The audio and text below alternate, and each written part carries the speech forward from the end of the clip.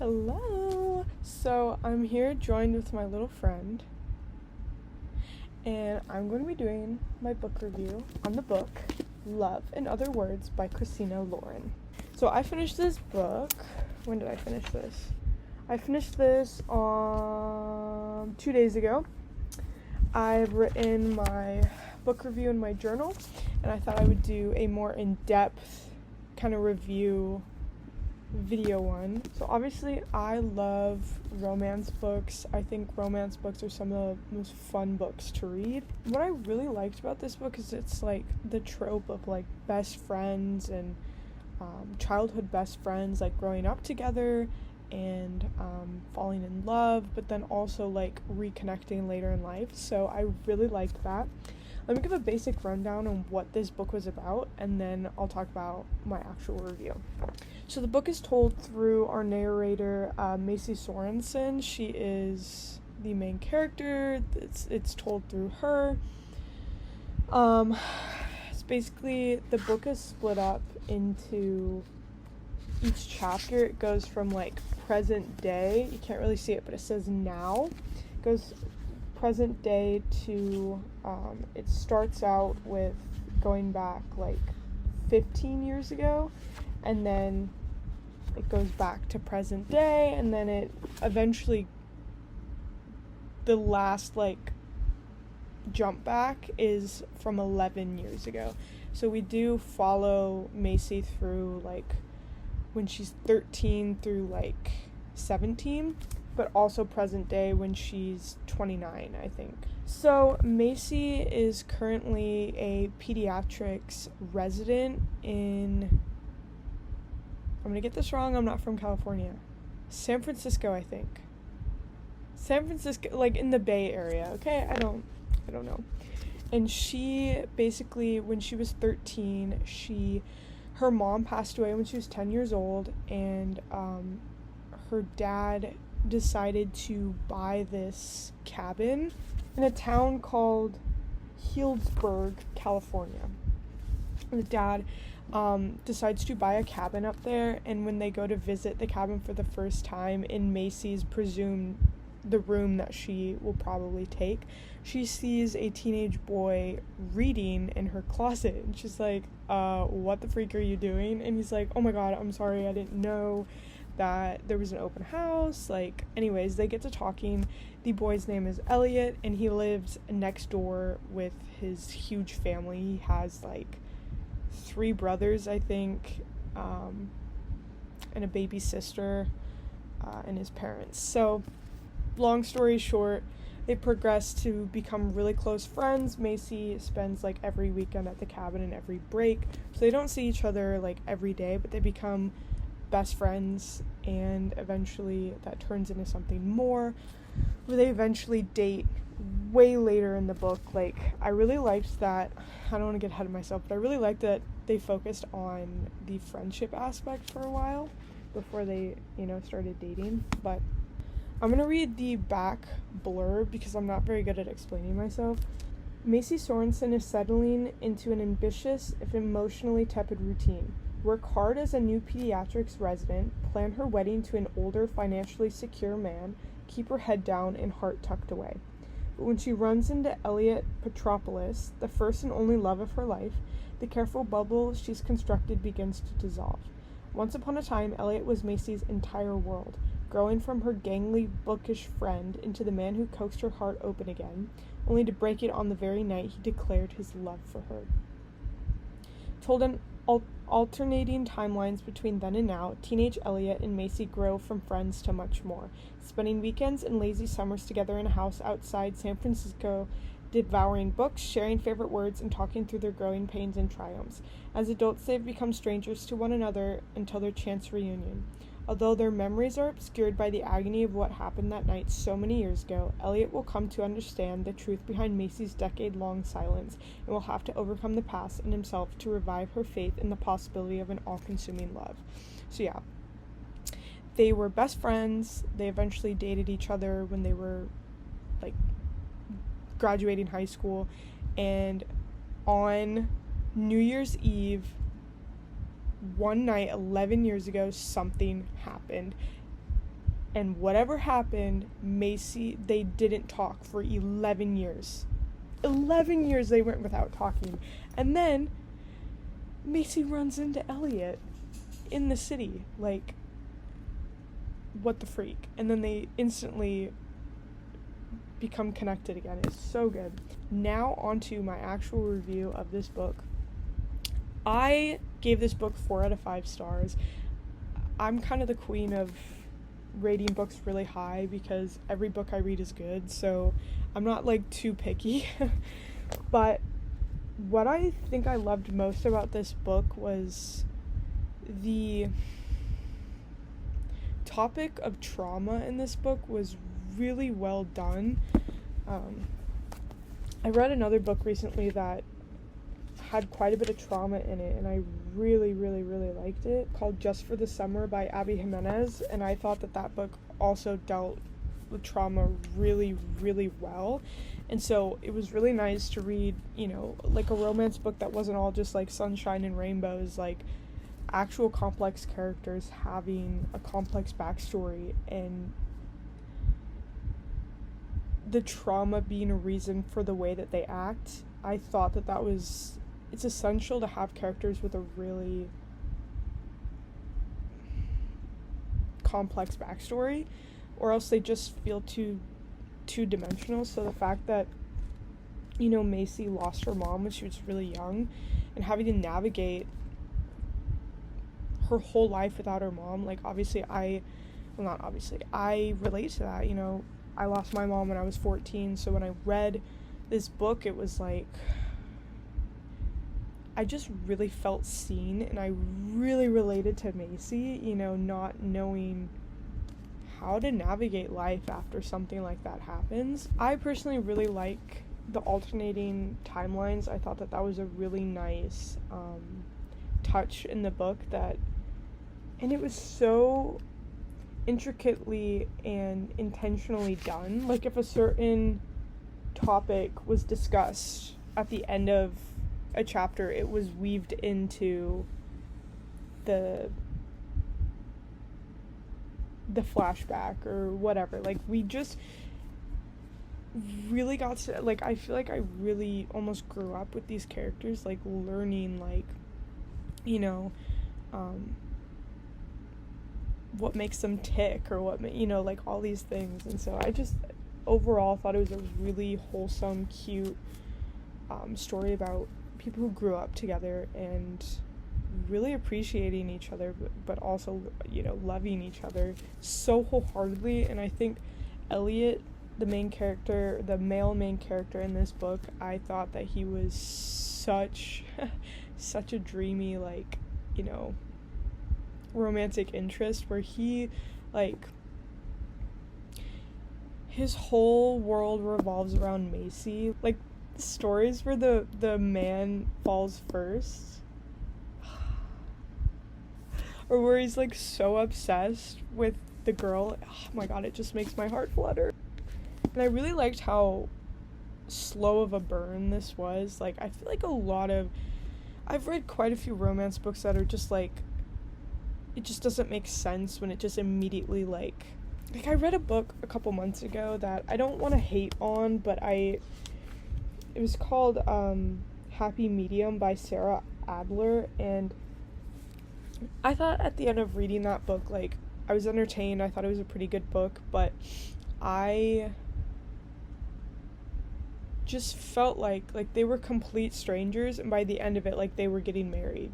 And that just doesn't make sense over the course of, like, 300 some pages. Like, I get that you can do, like, time jumps and stuff like that, but in my mind, I'm like, they literally just met. So reading this book, it just made so much sense. Like, these people have known each other for 15 years, so, like, of course I'm rooting for them to be together at the end. And so I also really liked how, you know, like, we learn from the back that Macy, when she runs into Elliot after 11 years of not seeing each other or talking, she's engaged to marry someone else. And I thought that was, it would have been too easy if, you know, they both weren't in relationships. Like, of course they're going to be together. So having that kind of aspect of, like, another thing to consider and another thing to worry about.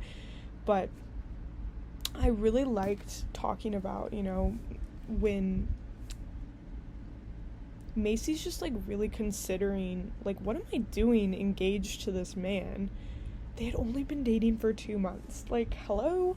And then she got engaged. Not to judge, but that's a little fast. But she, like, there was this, I don't remember when it happened, but there was, like, this whole conversation that she was having with herself of, like, I'm essentially just, like, settling down to be with this man because it's comfortable, because it's not a risk, because I don't have to put my heart on the line. Like, essentially, if he breaks up with me, if he, you know, whatever, I won't be affected. Like, I will not be upset. You know what I mean? Like, so that was so interesting to read about. I feel like, you know, reading about someone just settling for someone.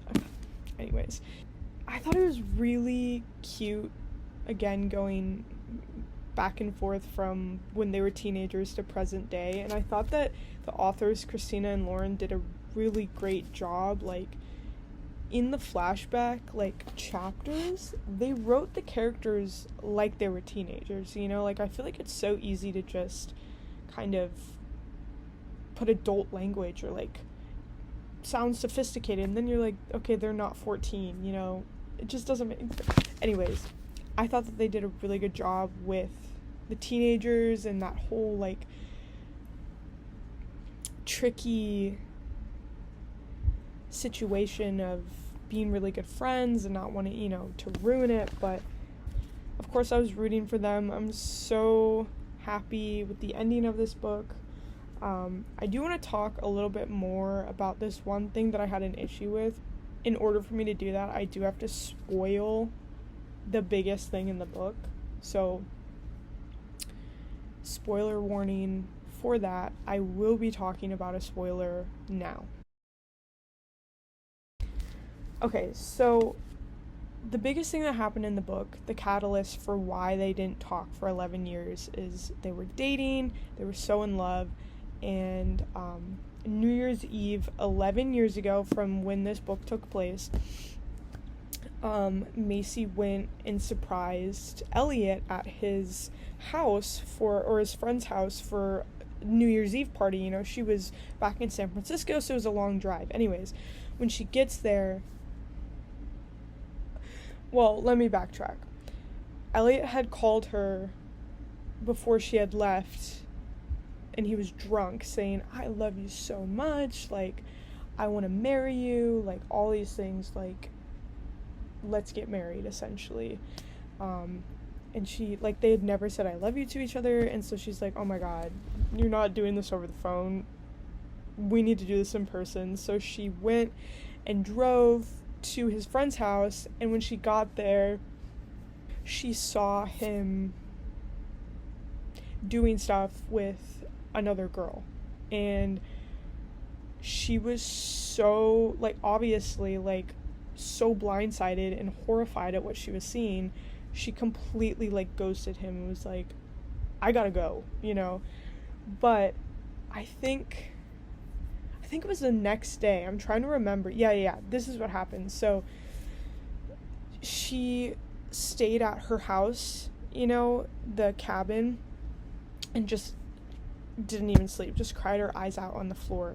Her dad got so worried because he didn't hear from her, to make sure that, you know, she got there safely, that he drove up to the house, saw her like that, and she told him he cheated on me, all these things, and he's like, oh my god, obviously. So then they get in the car and they're driving back to San Francisco, and they get in a horrible car accident that actually ends up killing her dad. And so Macy now has lost her dad, she's lost the love of her life, like, all these things. What is she, like, supposed to do? And so she completely ghosted Elliot after that, and then they went 11 years without talking to each other. And so finally, when they get to talk about it towards the end of the book, they're reunited, and they're like, we need to talk about what happened that night. First of all, Elliot didn't even know that her dad had died. Hello? Hello? He had no idea, like, why she didn't stop talking to him. But then one of his friends told him, like, she saw you banging someone else, like, hello, and he's like, what are you talking about? This is the saddest thing ever. I don't want to talk about it. It's so sad.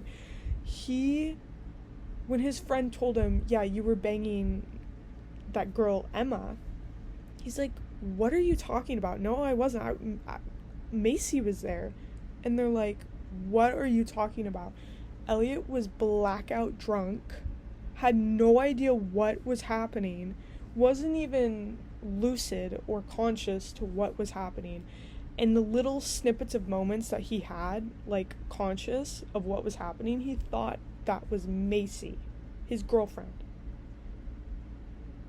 Oh my god. Like, of course. Like, so I felt like learning that, I feel like the authors could have had a really great moment for Macy hearing that to be like, you were SA'd, like, that's textbook definition of assault. I don't know, like, what else we need. Blackout drunk, not knowing what's happening, that's assault. And so, but instead the authors just kind of like pinned it as like, oh, you didn't cheat on me. It's like, well, no shit, you were assaulted. Like, that's not So I was a little disappointed reading that, and the authors just didn't like take it as an I don't know. That was really the only thing that I critique that I had. And it honestly was really, really, really heartbreaking to read about that, obviously, but like they both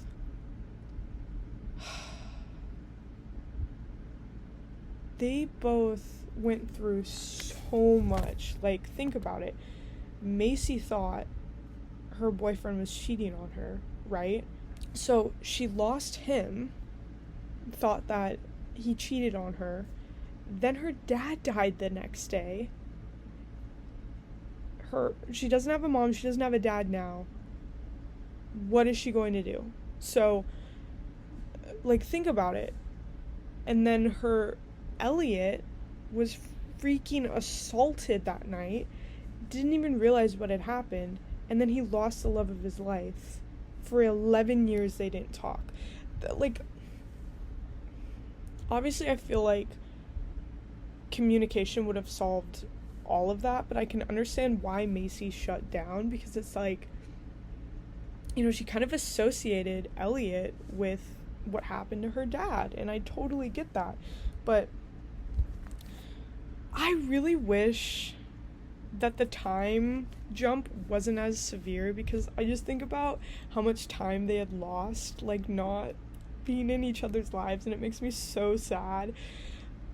But it also makes it so, like, more meaningful that I'm so beyond happy that they got back together in the end, and they actually talked about it. Like, think about that. Oh my god, I'm so happy.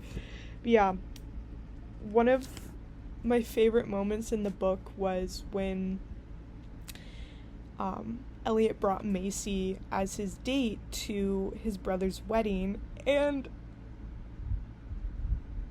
she got to see his family again, and their reactions to seeing her, they were like, oh my god, Macy! Like, they were so excited. And his baby sister Alex was like 2 when Macy left, or like 3 or something like that, when they stopped talking, and now she's like 14 or like 13. So, but she like remembered her, the sister Alex remembered Macy. It was so cute. But yeah, I thought that was so good. I loved hearing about how in love, like, both of them were with each other, but especially, like, Elliot. He was talking about, like, I couldn't date anyone for years after we stopped talking, and that just makes me so sad. But it also is like, you know, that's how much he cared about her, and Macy too. But if they would have just talked on the phone and talked it out, they wouldn't have lost all that time. But in the end, I thought this was a really well done book. again, the complexities of trauma and how it impacts us. Like, Macy just shuts down, right? And I can relate to that. But yeah, I thought this was a really good book. So I'm really glad I read this. Some of my favorite quotes from the book I'm going to read now. So this is what Elliot said to Macy after they reunited. So he says, quote, "It was always my plan to live wherever you were. That plan failed, but I figured my odds of seeing you again were pretty good back in Berkeley. You had to have known that I'd be here waiting." And that's from page 65. And then Elliot also said, quote, "It will be hard for me to be just your friend. It's not in my DNA." That's from page 111 through 12. And then Macy said this when they were teenagers. She says, quote, "Why can't everyone be like you?" And Elliot responds to that by saying, I can be enough of your world that it feels like everyone is." And that's from page 227. And then Elliot says to Macy, quote, "I've loved you my whole life." And that's from page 355. And then Elliot also says, "I've been waiting for you to come home for 11 years. I'll go anywhere you go." And that's from page 396. And then the last quote of the book, or the last lines of the book are, I should probably preface this by saying they do this really cute thing throughout the book where they just randomly ask each other favorite word, and then they just give each other their favorite word. So this is the last lines in the book. Elliot asks Macy favorite word, and she goes, "You." It's so cute. So it's just a feel-good book. I'm really glad I read it, and recommend other people to read it too. It's really cute and adorable, and that is my book review on Love in Other Words by Christina Lauren.